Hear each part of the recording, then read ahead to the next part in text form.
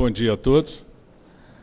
Em primeiro lugar, eu queria agradecer o convite da Sociedade Brasileira de Reprodução Humana para vir aqui a São Paulo discutir com vocês um tema que é a investigação genética das perdas gestacionais. Na verdade, o título original era Avanços em Investigação Genética das Perdas Gestacionais. E vocês poderiam me perguntar de onde que vêm os avanços, né? E muitos de vocês, por experiências passadas, pensam nas investigações genéticas de perdas gestacionais como procedimentos complicados, que frequentemente não produzem resultados e que são de difícil interpretação e o encaminhamento do material é complexo. Eu gostaria de dizer que os avanços são de que esse hoje em dia é um procedimento extremamente simples, que tem sucesso em praticamente 100% dos casos, que orienta efetivamente a paciente e que se tornou, com os avanços, principalmente na área de estudos diretos no DNA, um procedimento de custo acessível.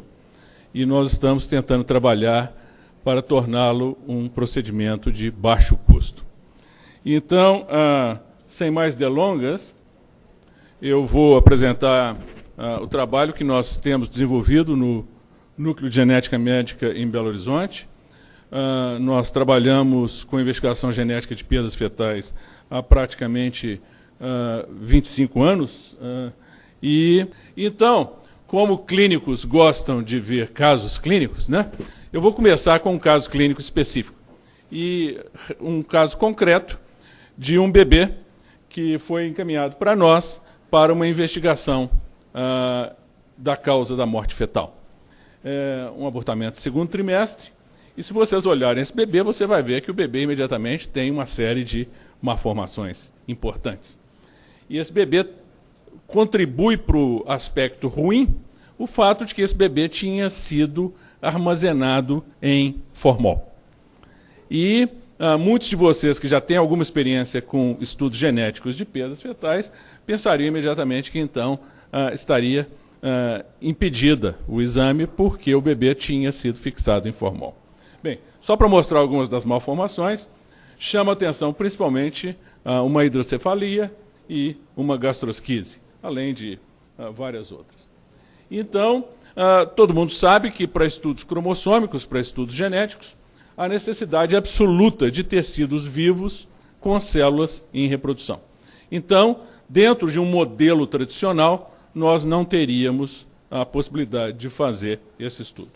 Entretanto, existe uma solução para esse problema, que é o uso da citogenética molecular, ou seja, a citogenética diretamente a nível de DNA, e o procedimento que nós usamos é um procedimento chamado QF-PCR, ou seja, PCR quantitativa fluorescente.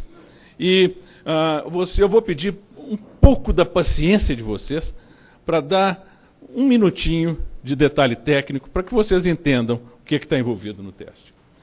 Existem algumas estruturas no nosso genoma que são chamadas microsatélites, aonde um determinado motivo do DNA se repete, como se o DNA estivesse gaguejando. E o número de gaguejos é diferente em cada pessoa. Então, essas são regiões extremamente variáveis. Então, e nós podemos fazer a tipagem dessas regiões usando essa técnica chamada reação em cadeia da polimerase, da seguinte maneira. Então, aqui você tem regiões de pessoas diferentes, com números diferentes de repetição. Nós podemos fazer amplificação e quantificar cada uma dessas regiões. E qual que vai ser o produto disso? Então, aqui nós temos, num único experimento, nós temos aqui uma região do cromossomo 16, cromossomo XY, 13, 22, 21 e 18, num único experimento. E você nota que essa pessoa tem dois picos, um paterno e um materno para o 16, para o 13, para o 22, para o 21 e para o 18, e que eles são de aproximadamente o mesmo tamanho. Então, dessa maneira, nós podemos ver que isso aqui é um cariótipo, nesses cromossomos estudados, que é normal, porque você tem uma dose de cada cromossomo. Então, o que é que nós encontramos naquele bebezinho que eu mostrei para vocês? E que nós não tínhamos um diagnóstico clínico para ele. O que nós encontramos foi isso aqui. Você observa, então, no cromossomo 18, 3 picos, não 2. No cromossomo 22, 3 picos. E no cromossomo 16, 13 e 21, 2 picos, mas um muito maior do que o outro. E o que isso nos diz sobre esse bebê? Isso nos diz que esse bebê tem uma triploidia. E esse resultado molecular demorou exatamente 24 horas. Quer dizer que 24 horas após a chegada do feto no laboratório, nós já tínhamos um diagnóstico citogenético de uma triploidia. E você sabe muito bem o que é uma triploidia. Durante a concepção, você tem a penetração de um espermatozoide e o bloqueio da entrada de outros espermatozoides. E na triploidia ocorre um defeito desse processo, de maneira que você tem uma dispermia e o feto, então, é concebido com 69 cromossomos. Isso é incompatível com a vida e todos eles terminam em abortamento espontâneo. Bem, talvez valesse a pena a gente ver aqui um pouquinho o que isso fez de diferença na vida da paciente. Ou seja, e antes a gente talvez tenha de ver alguns detalhes sobre a triploidia. Então vamos ver alguns fatos sobre a triploidia. Ela é encontrada em 15 a 20% dos abortamentos do primeiro trimestre. Em outras palavras, é uma das causas mais comuns de abortamento do primeiro trimestre, o que não diz muito sobre a eficiência do óvulo de bloquear a entrada do segundo espermatozoide. Em outras palavras, a espécie humana é predisposta à dispermia. Número 2.